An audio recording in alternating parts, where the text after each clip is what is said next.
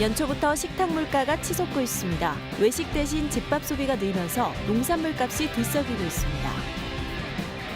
음성과 진천 8개 읍면이 조류 인플루엔자 위험지구로 지정돼 방역 강도가 높아졌습니다. 역대 발생 농장 85%가 이 지역에 집중됐습니다. 조류 인플루엔자 살처분이 2천만 마리를 넘었습니다. 이미 개발된 백신이 있는데도 접종을 망설이는 이유 취재했습니다. 수소차 연료를 바이오가스에서 수확할 수 있게 됐습니다. 음식물 쓰레기에서 발생한 메탄가스에서 수소를 추출하는 시설이 충주에 생깁니다. 여러분 안녕하십니까? 계속해서 충북 소식입니다. 웬만하면 나가지 말라고 해서 집에서 삼시세끼 먹는 날이 많이 늘었죠. 가정마다 식재료 소비가 크게 늘면서 밥상 물가가 고공행진입니다. 정부가 계란 등 일부 품목에 대한 할인을 지원하고 있습니다. 심춘만 기자입니다. 청주의 한 대형마트 계란 코너. 보통 2판씩 집어들던 소비자들이 뒷짐만 짓고 서성입니다.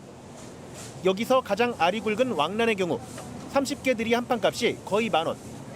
1년 전 4,000원 남짓했던 대란 한 판도 7,680원으로 75%가 뛰었습니다. 예전에는 그냥 자주 먹을 수 있는데 지금은 어디 비빔밥집에 가도요 계란 후라이를 안 넣어줘요. 1년 전 5,000원을 조금 밑돌던 양파 3kg도 지금은 75%가 오른 8,700원. 흑족파는 1년 만에 2배 넘게 폭등하는 등 안 오른 식재료가 거의 없을 정도입니다. 지금 세 군데를 돌아보는데 그전에는 이렇게 5, 6만 원이면 이렇게 하루 이렇게 사서 이렇게 보통 2, 3일을 먹는데 지금은 10만 얼마 들었어요. 충북 30개 소매점 평균값을 보면 1월 둘째 주 3,372원이던 파 600g은 불과 일주일 만에 상승폭이 무려 27.4%. 귤과 오이, 배추 등도 일주일 만에 10% 이상 뛰어오를 정도로 최근의 상승폭은 더 가파릅니다. 소비는 급증한 데 반해 지난해 재배 면적 감소나 작황 부진 등으로 공급 부족에 직면한 품목들이 밥상 물가 상승을 주도하는 것입니다. 코로나19 장기화로 인해서 가정에서 식재료 소비가 늘다 보니까 이제 공급이 수요를 따라가지 못하는 일부 품목의 경우 가격이 많이 오른 상황인데요. 기름값을 비롯해 전반적인 물가 상승이 이어지는 가운데 대형마트와 일부 온라인을 중심으로 계란과 무, 배추 등을 20% 할인하는 정부 주도의 이벤트가 진행 중입니다. MBC 뉴스 심충만입니다. 집단 감염이 발생한 대전 IM 선교회 확진 환자 가운데 충북도민도 3명 포함된 것으로 확인됐습니다. 충주시 보건소는 대전에서 확진 판정을 받은 127명 가운데 중학생 2명과 고등학생 1명이 충주 시민으로 확인돼 가족에게 진단검사를 요구했다고 밝혔습니다. 이들은 각각 지난 12일 이후 해당 선교회가 운영하는 IM 국제학교 방학캠프에 참여했고 검사받기까지 시설 내부에서 생활한 것으로 전해졌습니다. 지난 한 달 사이 충북에서만 5개 농장에서 고병원성 조류 인플루엔자가 발생했는데요. 모두 음성군에 집중돼 있지만 진천과 충주, 청주에서도 야생조류 바이러스가 잇따라 검출돼 충청북도가 특별관리에 들어갔습니다. 이지현 기자입니다. 지난달 7일 고병원성 조류 인플루엔자 확진 농가가 나온 음성. 예방적 살처분을 비롯해 농가 전수검사와 집중 예찰을 했지만 추가 발생을 막진 못했습니다.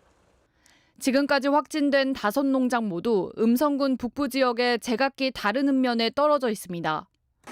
지난 21일에는 불과 6km 떨어진 진천 미호천에서, 앞서 12일에는 청주 무심천의 야생조류에서도 고병원성 바이러스가 검출됐습니다.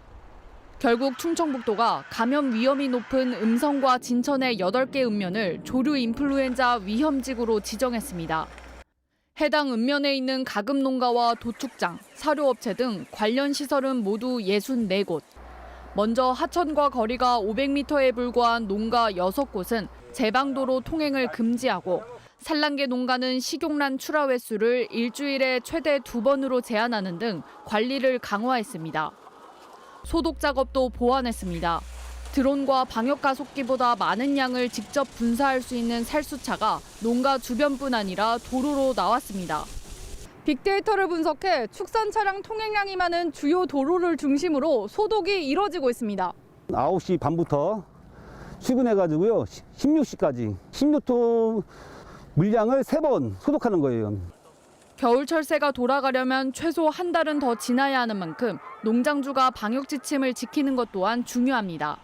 가축전염병 예방법에 따라서 준수상 미준수로 해서 과태료 처분이 이제 해당이 되고요. 더 중요한 것은 나중에 어떤 살처분 보상금을 평가를 할 때 감액 사유가 되기 때문에 다음 달 말까지 유지되는 특별 조치. 방역 당국은 지정된 위험지구 외에는 안전하다는 의미는 아니라고 강조했습니다. MBC 뉴스 이지연입니다.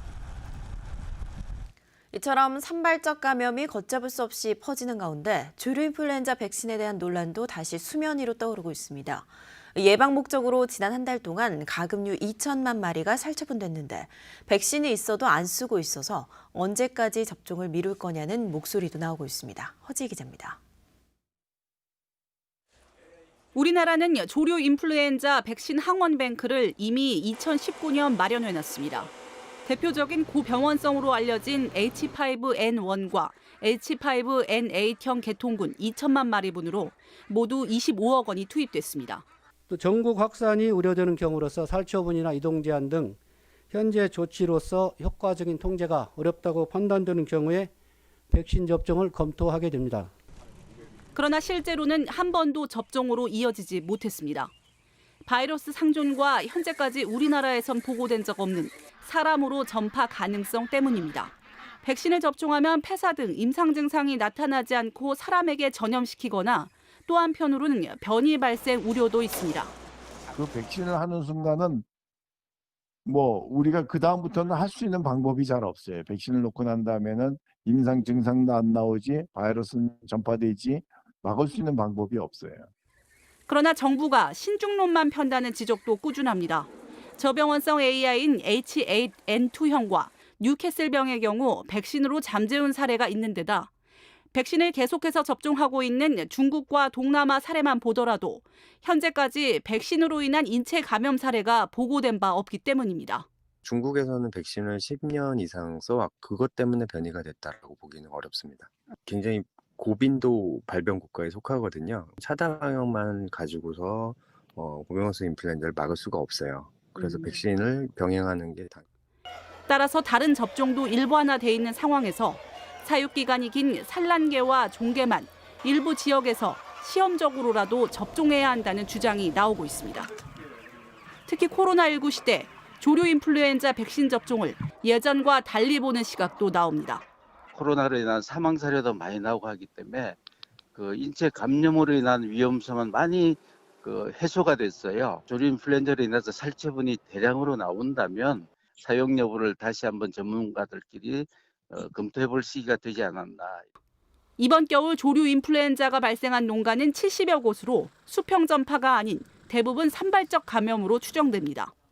그러나 방역을 이유로 살처분된 가금류는 벌써 역대 두 번째로 많은 2천만 마리를 넘어섰습니다. MBC 뉴스 허지입니다. 청주에서 6명이 코로나19 추가 확진 판정을 받았습니다.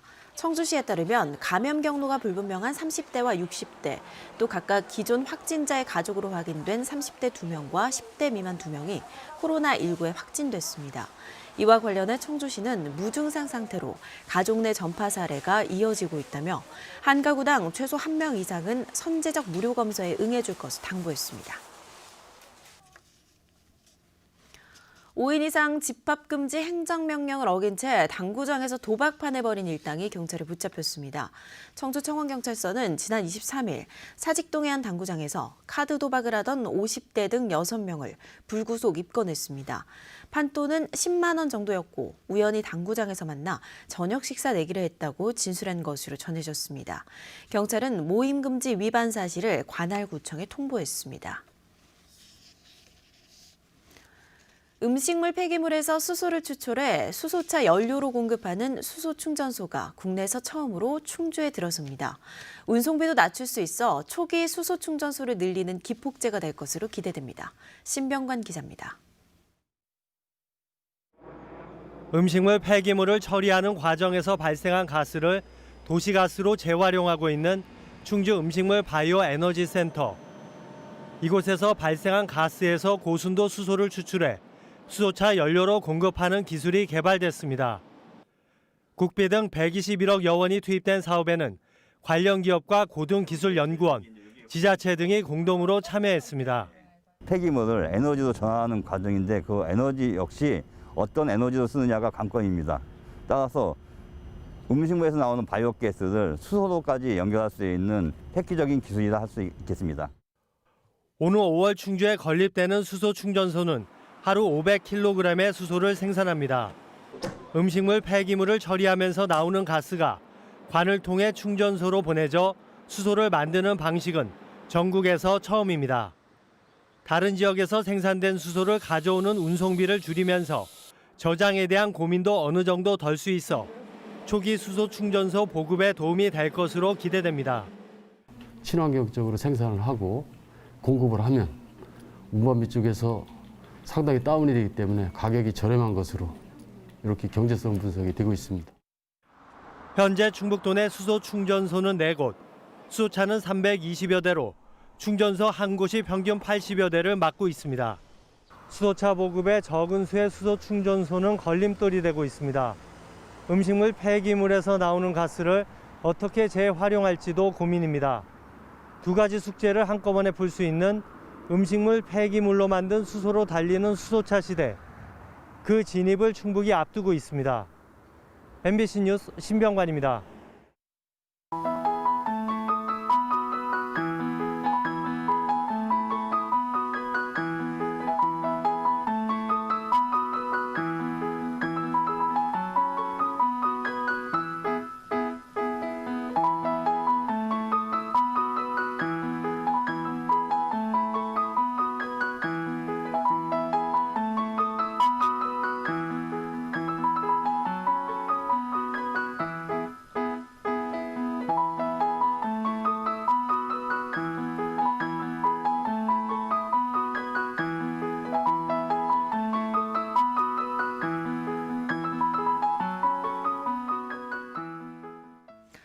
설 명절 성수식품 등에 대한 일제 점검이 29일까지 실시됩니다. 점검 대상은 성수식품 제조가공업체 23곳, 제사음식을 조리 판매하는 식품 접객업체 54곳, 건강기능식품 판매업체 14곳입니다.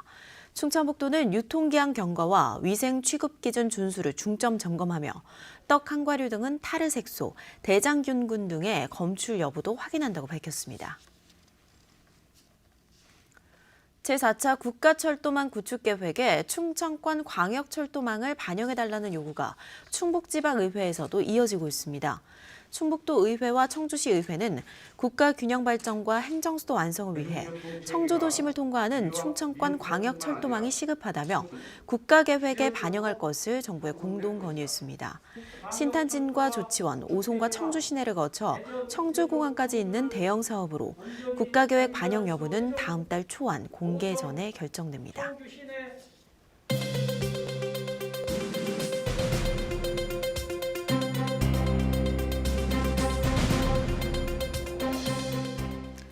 옥천 묘목축제가 코로나19 영향으로 지난해에 이어 올해도 취소됐습니다. 옥천군은 3월 말로 예정했던 묘목축제를 취소하고 온라인 묘목 판매 행사를 진행하기로 했습니다. 다만 개별 농원의 묘목 판매는 정상 진행합니다. 지역 상품권으로 구매하면 50만 원 한도에서 20% 할인되고 옥천군 홈페이지를 통해서도 비대면 묘목 판매를 지원할 예정입니다. 제천시 공공배달 애플리케이션이 배달모아로 이름을 정했습니다. 제천시와 외식업 제천시 지부는 자체 배달 서비스를 제공할 공공 애플리케이션 명칭을 공모를 통해 배달모아로 정하고 3월부터 서비스를 제공하기로 했습니다. 가맹점 등록은 제천 지역 내 외식업체면 신청할 수 있습니다. 청주시가 책값 돌려주기 사업을 올해부터 추진합니다. 청주시는 4월부터 지역 서점에서 산 책을 3주 안에 읽고 반납하면 한 명당 매달 2권까지 책값을 전액 돌려주기로 했습니다. 반환된 책은 시가 구입한 뒤 청주시립도서관 11곳에 배치됩니다. 사업기간은 사업비 4천여만 원이 소진될 때까지로 수험서나 학생들의 참고서, 문제집 등은 대상에서 제외됩니다. 영동군도 체크카드형 지역화폐인 레인보우 영동페이를 출시했습니다. 영동구는 지난해까지 종이, 즉 지류형으로 발행했던 지역 화폐를 카드 형태로 전환하고 올해 150억 원 규모로 발행해 어제부터 사용이 가능하도록 했습니다. 뉴스를 마칩니다. 고맙습니다.